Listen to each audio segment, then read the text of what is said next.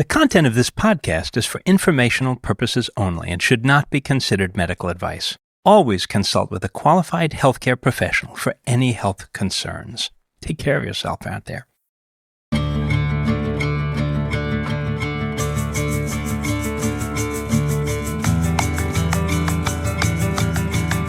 Welcome to Unravelling, a podcast that sees the world through the lens of mental health. I'm Kurt White, a social worker and psychotherapist. And I'm Mary Wilson, a journalist, and we're so excited to bring you a special episode today.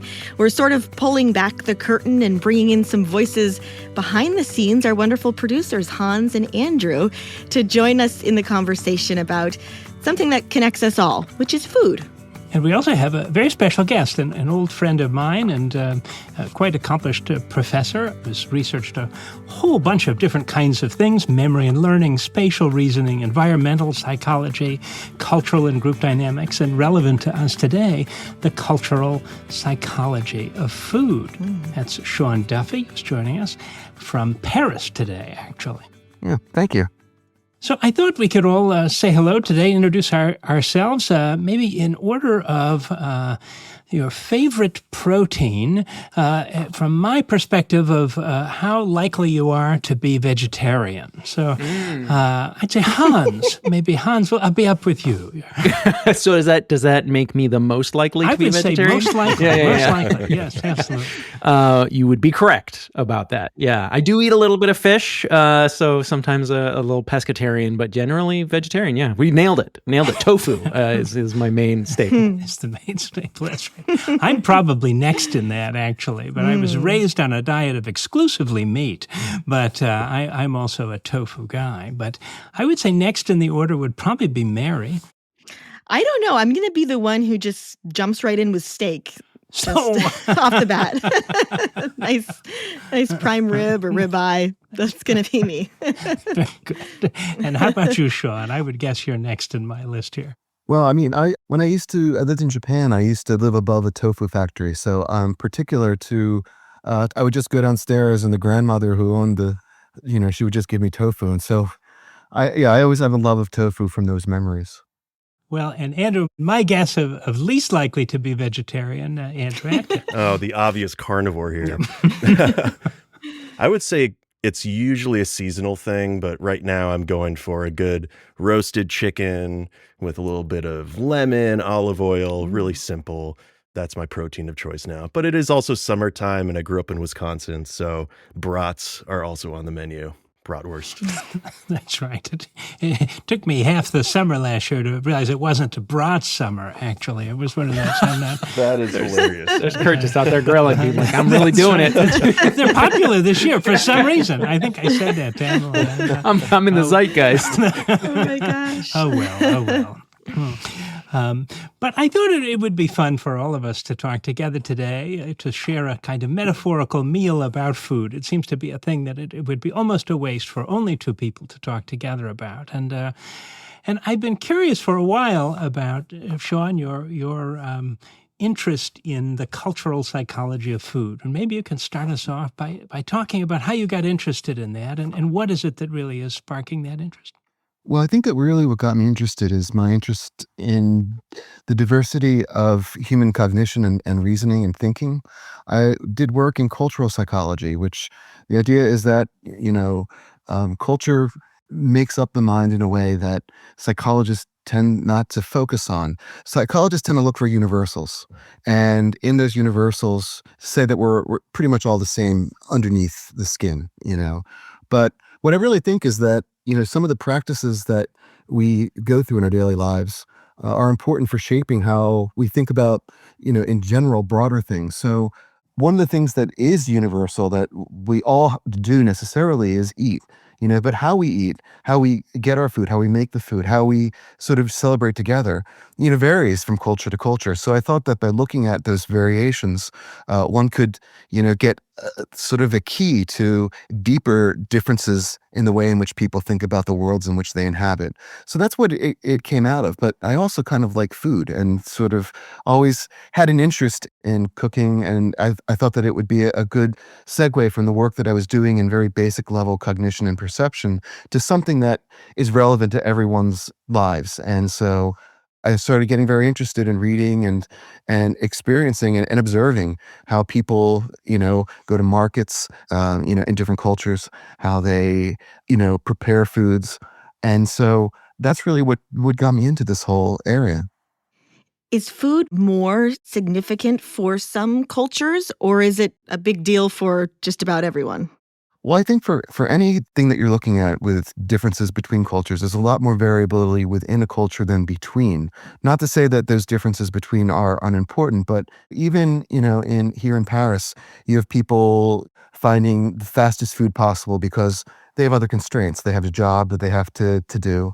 And then you have other people that are going to the finest Michelin star restaurants because and then you have, other things. You have immigrant communities that make and prepare their own food. I just walked through an area called Chateau Rouge, which are Chateau d'Eau, actually. There's both areas are kind of enclaves of people that are primarily from Africa. And just even the way that food is sold on the street is different.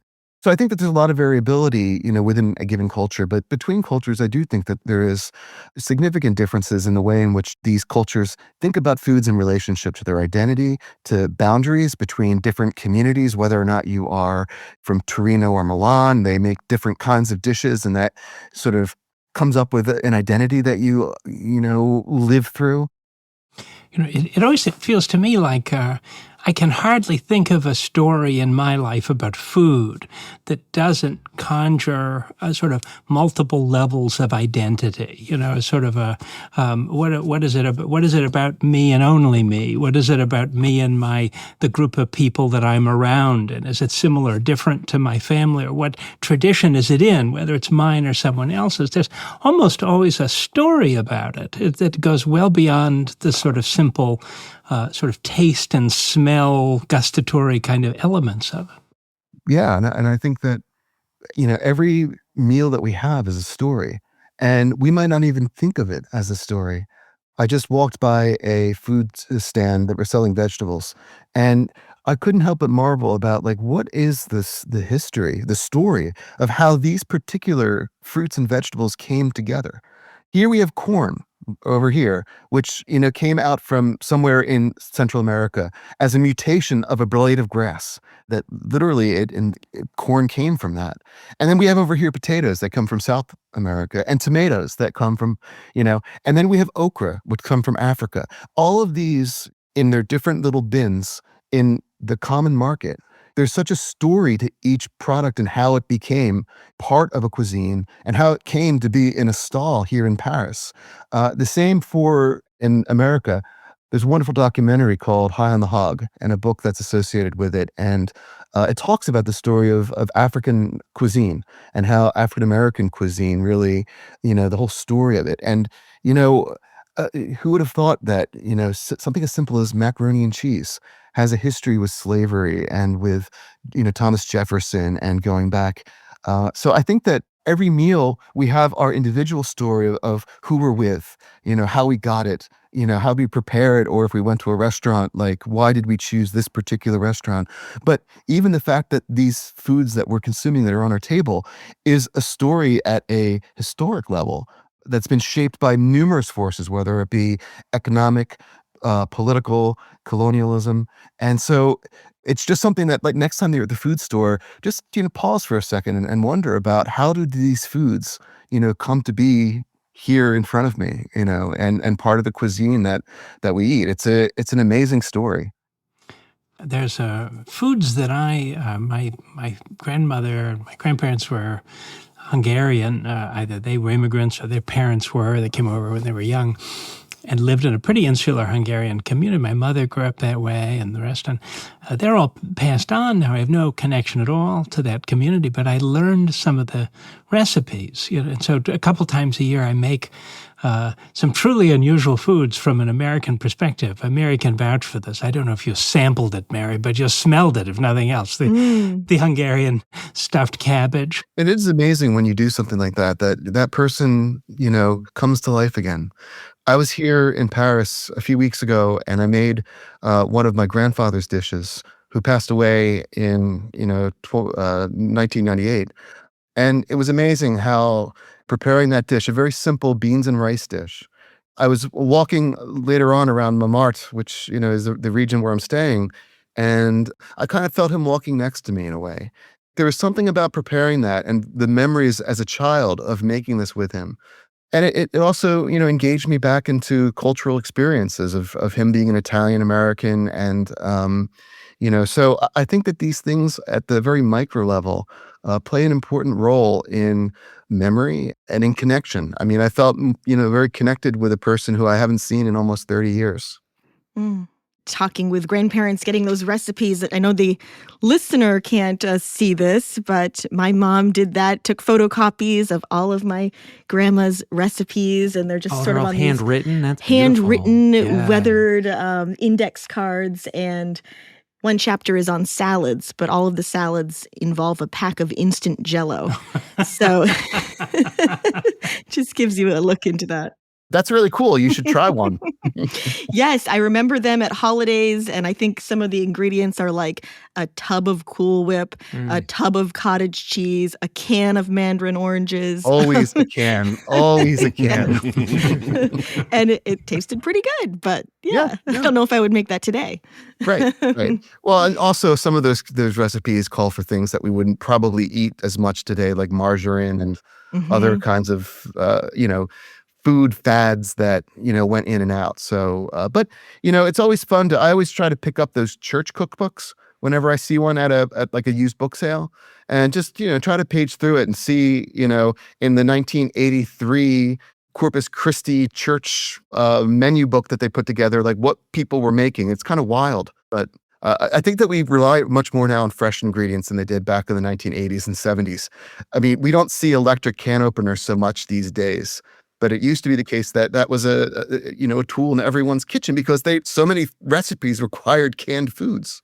Sean, I have a question about taste for you. This all makes me think about how much our sense of taste, what we find distasteful or appealing, we think about as being like, oh, it's supposed to protect me from rotting food, or it's supposed to protect me from the poisonous thing. We think of it as being like lizard-like that goes all the way back. What it seems like we're getting to is there's also a huge amount of identity. There's a huge amount of familiarity that are looped in. How are those things working in our brains with and against each other? This protection, this back of our brain lizard protection thing, and then this more, maybe a little bit more front of our brain sense of identity.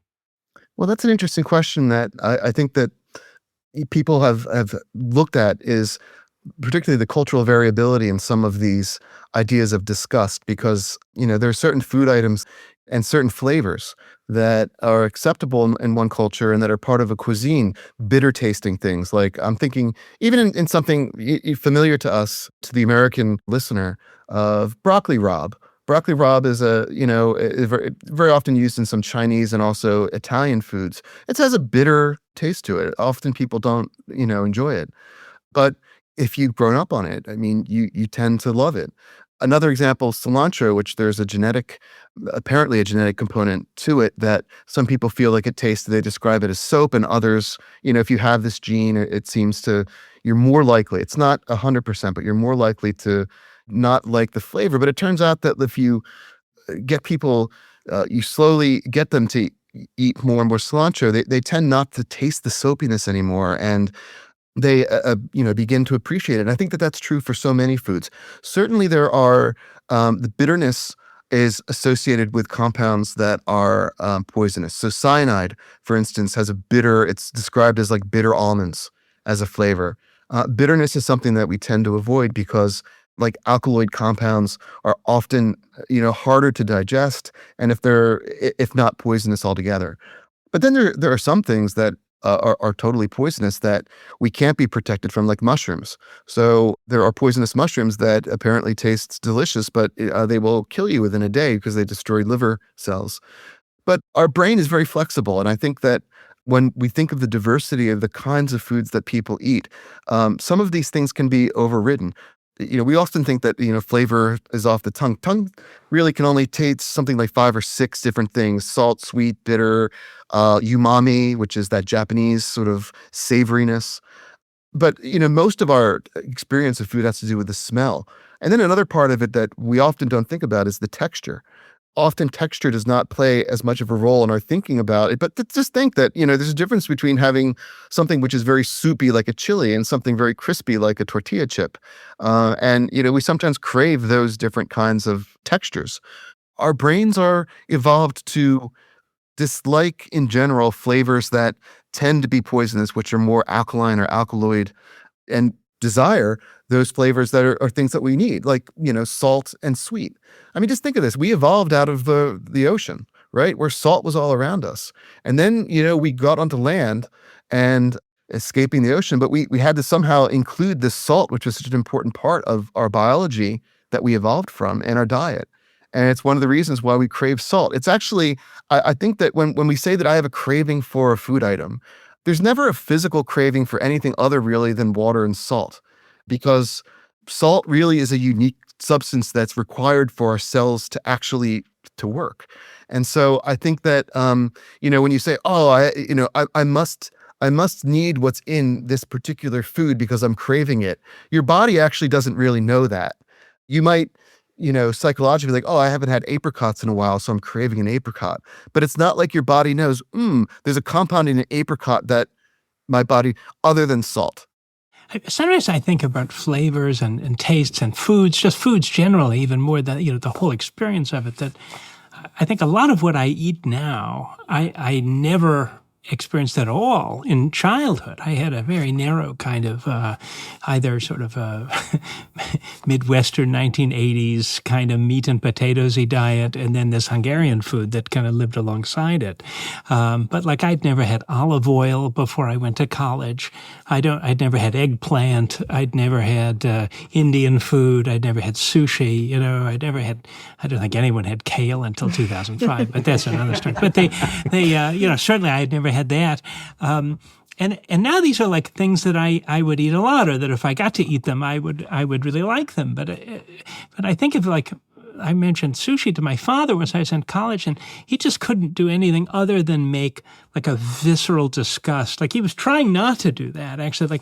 But it was just like what it conjured for him was just absolute horror in that sort of way, right? I mean, it's kind of like, oh my God, like, I can't believe you would eat that. But I do think actually we can become accustomed to very different kinds of foods and even really delight in them in really a fairly short period of time. I find that a very fascinating phenomenon. And I wonder if they had lived or tried it more, that maybe they would have found their boundaries could have opened in that way, maybe in other ways too.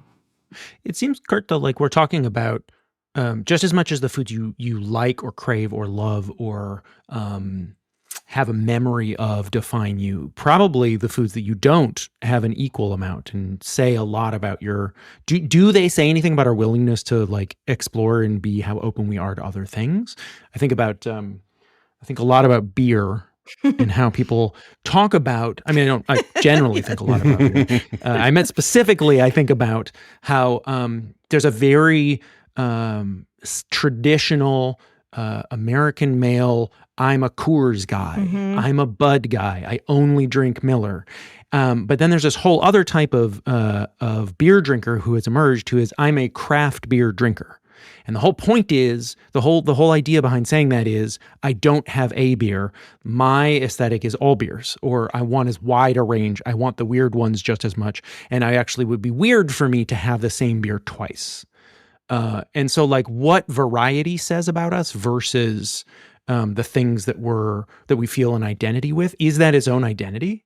I'm actually interested in studying this a bit, how people are open to trying new things. And I think that there's a social dimension to that.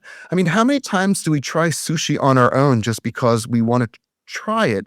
Usually it's a friend, Or you go on a date and this date says to you, I want Indian food. And in the back of your head, you're like, oh God, I've never eaten Indian food. I don't know what I'm doing, but I don't want to upset this person who likes Indian food. And then you go and you realize, oh my gosh, I love Indian food. And so it becomes, so I think that we might not even remember those interactions that may have happened 25 years ago. But I think that it's those interactions that get us, open to, eating new food. I remember the first time I had Thai food, was in Chicago. And, it was a similar kind of thing where a group of friends were going and they're like, let's get Thai. And I'm like, oh God, I don't know what to order. I don't know what to do.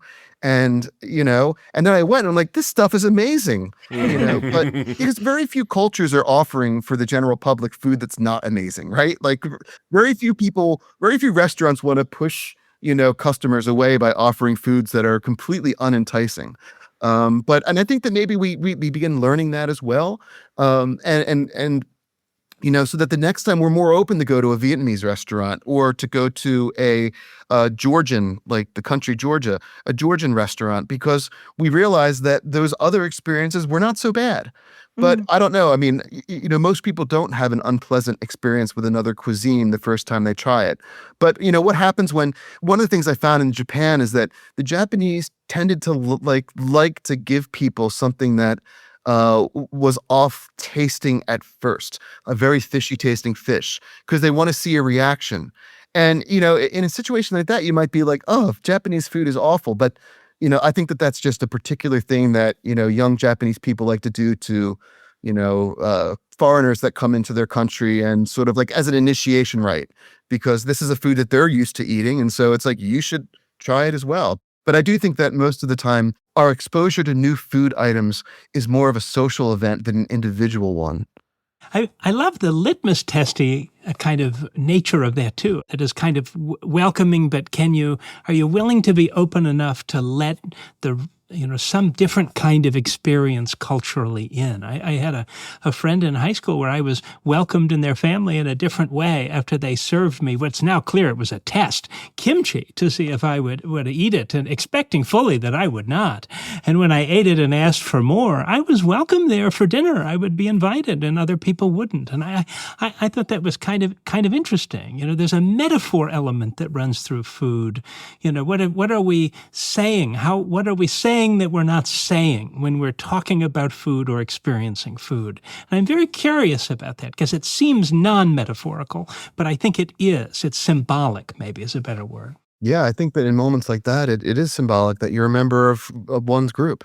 I mean, the same way that, any time that you break bread. I mean, I always love the idea that the word companion means to break bread. Pan bread, And I think that, when we break bread with someone, we're equal. We're at a table.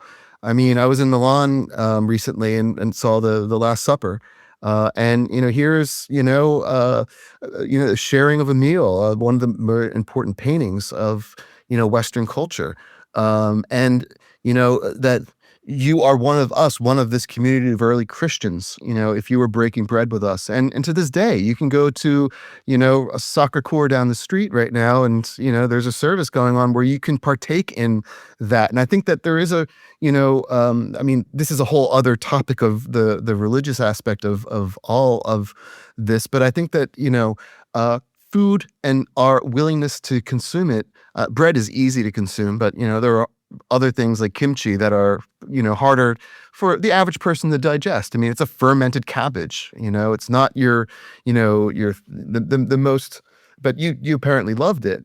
But yeah, I mean, that means that you're accepting of their practices and their traditions, and they might be more open to accepting yours. You might bring something from Hungary, the Hungarian dish to their table, and they might participate in that. And I think that that's one of the the wonderful things about when we do engage in another person's cuisine and in sharing their cooking. We're opening ourselves up and opening the doors for a connection that can really go very deep. So I like that story. And I'm glad that you like kimchi. It's, it's awesome. And it can be very insulting, right? When you have a look of disgust after trying someone's food, or they're offering you more or seconds and you decline. That can mean different things in different cultures, right?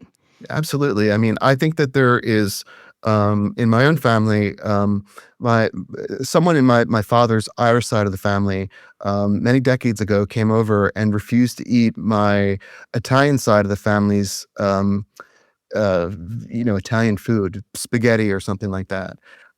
It's remembered 50 years later.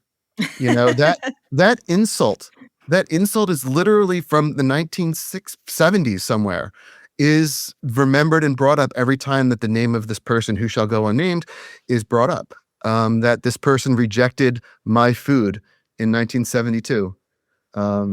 So these things go deep, very deep, because by rejecting my food, you're rejecting not just that part of my culture, but you're rejecting all parts of my culture. You might not accept my ideas of what family are like. If you're not going to eat a meatball, to what extent are you going to, appreciate the tradition of the seven fishes at Christmas Eve? So I think that, probably all of you can think of someone or someone in your own life or heard a story like that, where the refusal to eat food or to share in a meal resulted in hurt, and that lasts maybe not 50 years, but lasts a really long time.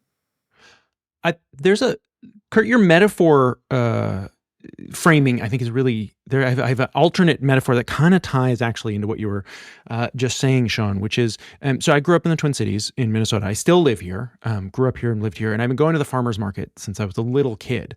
And the farmer's market when I was a kid did not have some of the ingredients that are there when I go now. Specifically, there's one ingredient called a bitter melon, which is kind of everywhere. I did not grow up knowing I didn't really become aware of it until I was in my 30s, probably. And it is, what I've come to learn, actually widely grown in the world. There are a lot of cuisines that use it, from Bangladeshi to Indian to Thai, down into Africa, over into China. It's a very widely used thing that I didn't have any context for. It started being grown by the Hmong American farmers who were coming over from the Vietnam War. They got one of the largest groups of them got placed here in the Twin Cities, and it was a thing that they had. And so they started growing it, and they were doing a lot of farming, started selling it. But then what happened was you had all of these other communities. You had the Nigerian community the Somali community suddenly discovered that these Hmong farmers were growing bitter melons. And you have all of these seemingly disparate cultures all of a sudden going out of their way to join in community about an ingredient that is deeply unfamiliar to the quote unquote host country that it's in. And the metaphor of that feels very American to me. It feels very rich to have this now constant reminder when you go to the farmer's market and you inhabit that space, that you're sharing it with people who are also growing things in that space that they are comfortable with and familiar with, that go back for them. And then there's other people who are latching onto that and using that same ingredient. I just think there's a lot of richness in that, in using it as a metaphor for how we connect with each other. Yeah, and I mean, I'm thinking of the story. One of the more interesting stories in the history of food is the story of the tomato, where people often think of Italian food being tomato based, and the tomato didn't enter Italian cuisine until about 1790, something like that. And one of the reasons is that Europeans thought that the tomato was poisonous.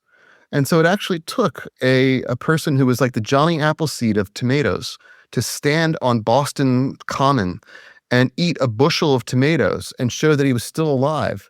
That it's a really interesting story of the adoption of an ingredient that now is used the world over, but at one time was considered a poison. A poisonous plant from South America, pretty much. And it's amazing the story of the tomato. Books have been written about it, so one can go and find one of those books and read the interesting story of the tomato and how it spread as a food item. But I do think that, going back to what you're saying about American, I think that in America, I think there is a degree of just like in the idea of a melting pot of cultures. I think that you find more ideas of fusion cuisines using unusual ingredients that are unfamiliar. whether it be bitter melon, which I think that it looks very much like a sort of a bumpy cucumber, and some people Yeah. just think it should taste like a cucumber, but it does not. No. And you have to sort of cook it in a way that takes some of the bitterness out, but like blanch it and everything. But I think that it's really interesting that that it's immigrant communities that look at other immigrant communities, see their ingredients, and start adopting them as their own. And I think there is something American about it. It reminds me about the origin of Southern food. The South was far more willing to accept some of these ingredients from Africa. And that's again part of this story from that book High on the Hog. And and whether it be the adoption of rice, which came originally from Africa, and other ingredients. It's really the story of American cuisine is a fascinating one, and again, I think a lot of it does go back to its African roots. So, and indigenous roots. The fact that corn, on a Fourth of July table, corn was probably there, and that's an indigenous food.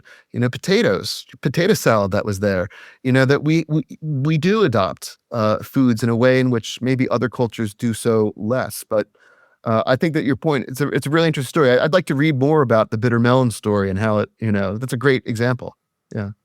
There's a Native American comedian who quipped that without the Native Americans, the Irish would have had nothing to starve from.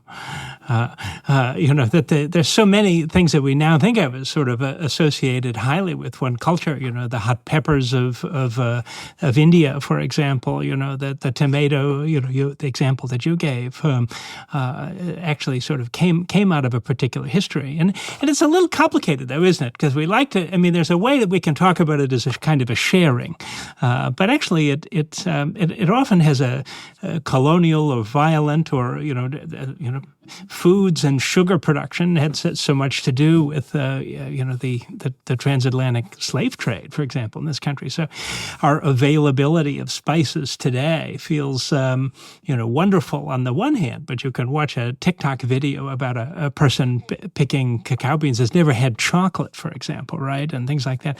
There's a sort of a dark side to this also that reminds me almost of mineral wealth extraction and things like that. I mean, the example that I can think of is, the American Fruit Company. For all of the sort of the ways in which, we have bananas are a common food that we don't even think about. How much suffering, in the world occurred for us to have bananas today, and we don't appreciate or even think about it. But wars were fought, governments were overthrown in order to have conditions that would make it easier for us to grow tropical fruits like pineapples, bananas, and other, fruits that, so that's sort of, there is a violent colonial history to a lot of, of the foodways that the pathways that these things have come to our markets and onto our tables. And I think that maybe, appreciating that a bit is useful because,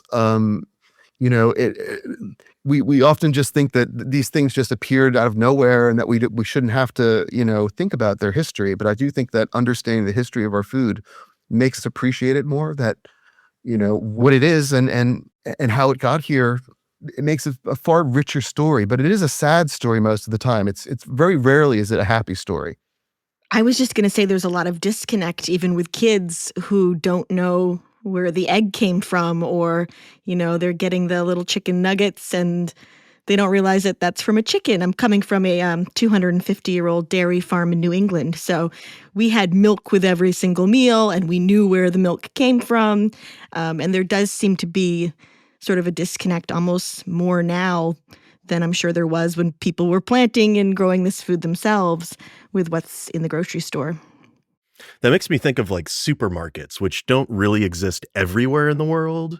But the idea that you can walk into this giant building and kind of have access to anything, but it might be a pretty crummy banana or like a mealy peach or something, unless you're in a very specific window of the year.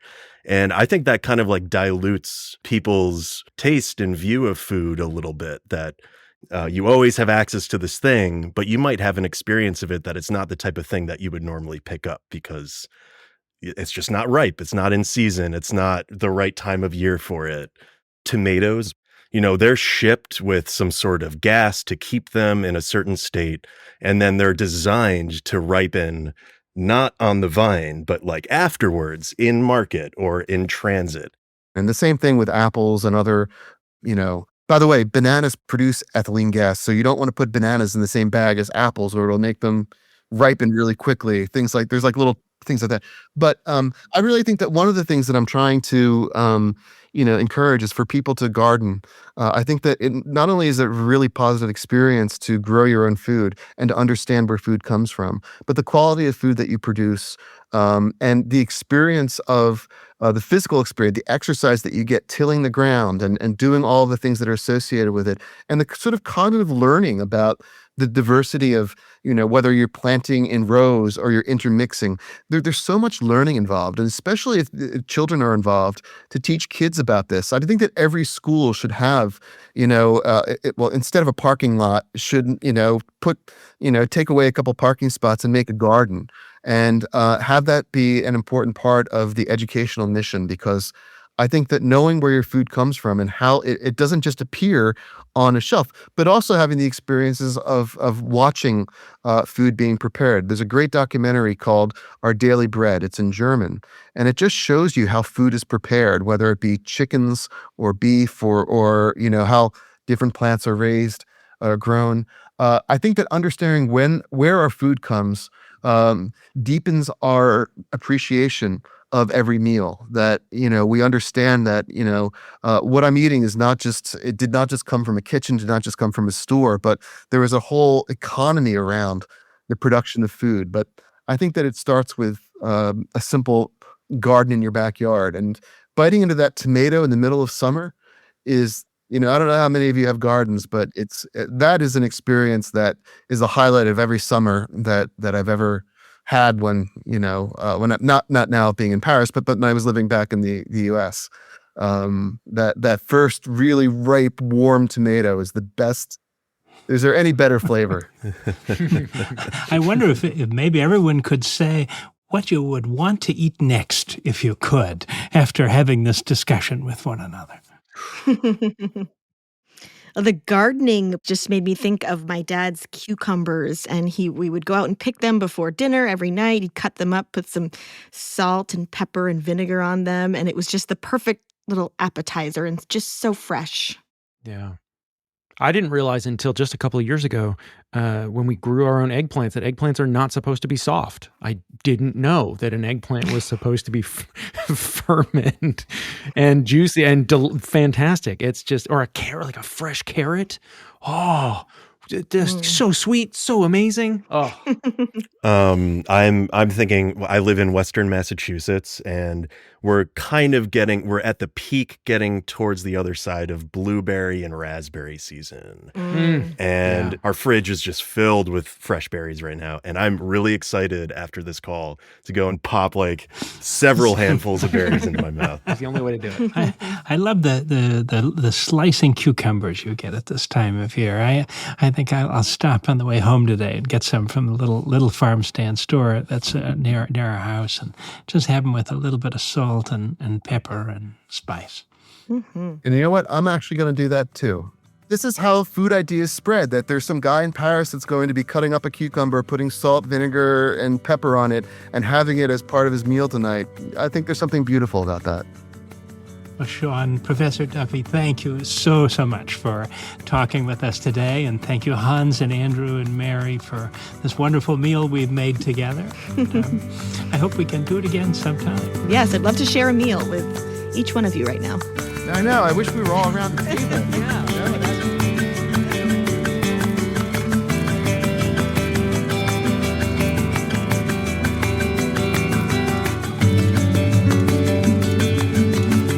Unravelling is brought to you by Brattleboro Retreat. Our producers at Charts and Leisure are Andrew Atkin, Hans Butow, and Jason Oberholzer. And you can find us on social media by searching Brattleboro Retreat.